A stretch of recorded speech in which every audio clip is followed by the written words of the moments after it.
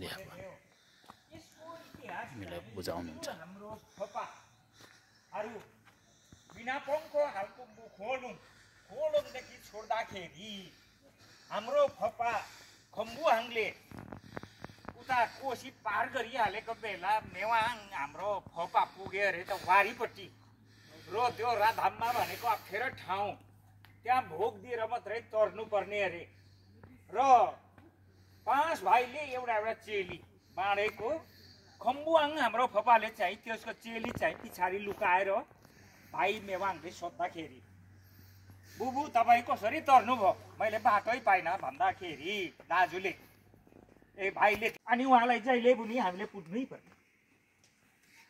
गिरिहानी त छँदैछ बडवा गरेर मैले चाहिँ अहिले पोयोमे स्कप कान केही गर्नु सकिँदैन तपाईँ